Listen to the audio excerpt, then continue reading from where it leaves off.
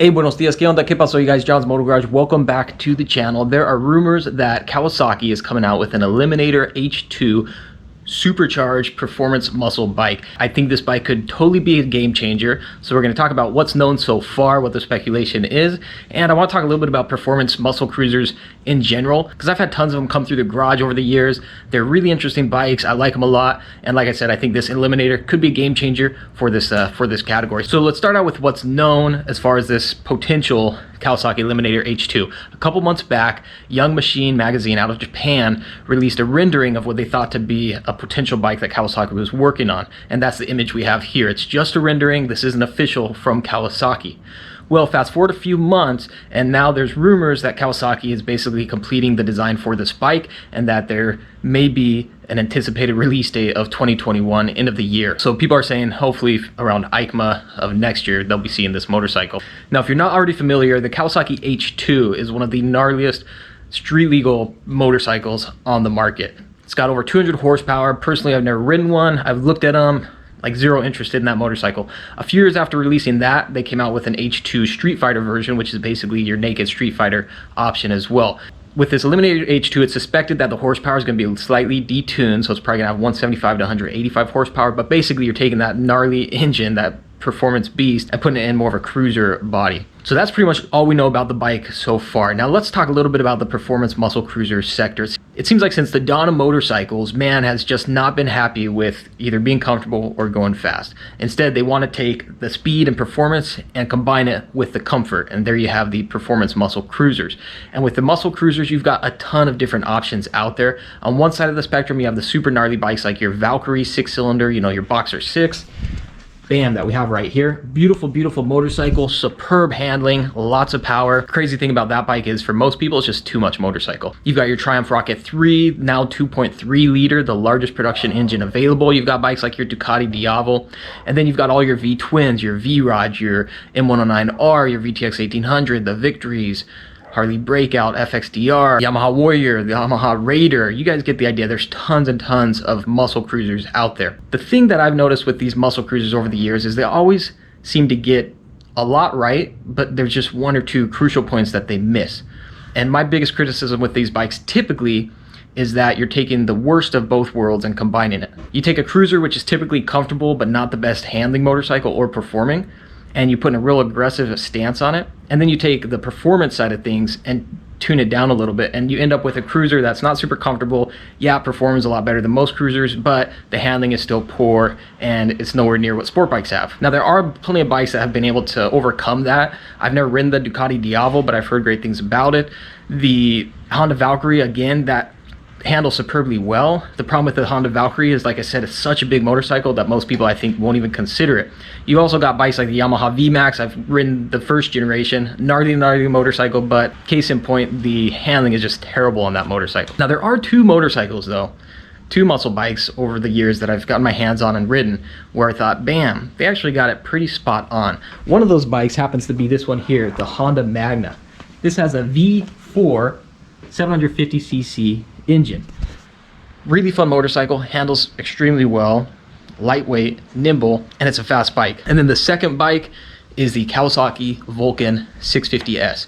I've done a couple videos on that, and I absolutely love that motorcycle. In fact, still, that's like my #1 pick for beginner entry-level motorcycles because it handles so well, it's extremely comfortable, it has the performance, relatively inexpensive, and whether you're a brand new rider or an experienced rider, you can still have a blast on that motorcycle. But anyway, one of the most common comments that I saw on my Vulcan 650S videos is that people wished Kawasaki would offer that bike in the 1000cc option. And not only did Kawasaki listen, but they delivered with an H2 supercharged hyper sport Eliminator 998cc freaking liquid cooled beast of a performance muscle cruiser.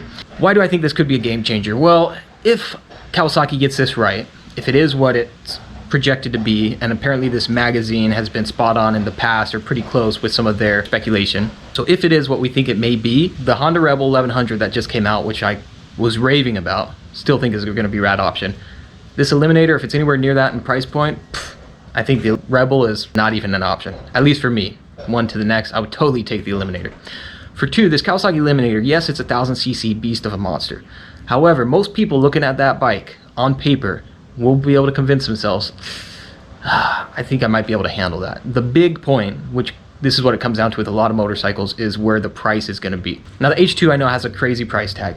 The H2 Street Fighter came out a little bit cheaper than that, and hopefully this H2 Eliminator comes down even cheaper than the H2 Street Fighter, somewhere in that 13 to 15K range. And if it does, I think we do stand a chance at seeing a crazy muscle performance cruiser that actually checks off all the right boxes and finally delivers something that we've all been looking for. A muscle cruiser that's actually delivering the crazy performance, is comfortable, has the performance and the handling, and looks kind of cool. Obviously looks are subjective. And now for 2021, with word that Yamaha's chopping the VMAX and we're not going to see some of these other bikes that are out there, again, I think they may be coming in just right at that perfect time to offer this great new motorcycle. So drop a comment below, let me know what you guys think of this motorcycle, this performance cruiser. What are your thoughts on performance cruisers in general? I really think it is an interesting motorcycle. And the crazy thing is, we've got sport touring bikes, your Kawasaki Concourse, for example. Comfort, handling, performance, it's already there, but for some reason that's just not what people are looking for. They want a bike that's kind of stripped down, has everything else but more in a cruiser body.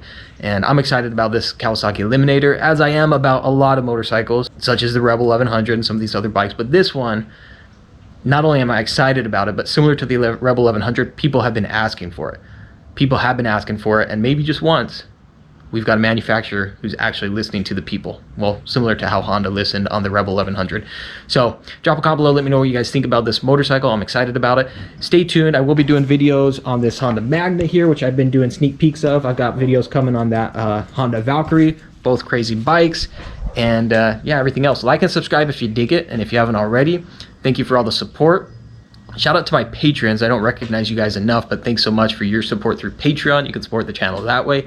Hit me on Instagram at John's Moto Garage, and shout out to all the companies that support John's Moto Garage. One that I always forget is Odin MFG. They sent this out to Jackie. I love this sweatshirt. Big shout out to Cruzy Originals, and let's just check out the sticker board as we're tuning out here. Bam. Shout out to all these rad companies, Rebel Reaper, of course, Goon Rides, Dynamite Crew, Get Low Earth Cycles, Memphis Mike, Revzilla, Shade Tree Surgeon, Torque Motorcycle Co., Money Moto, Breaker Boys Crew.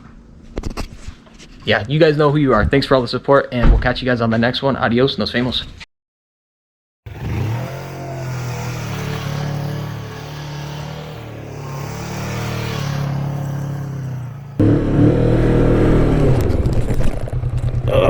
See how lightweight that bike is? I love it. On the Harley, I guarantee I would have gone over.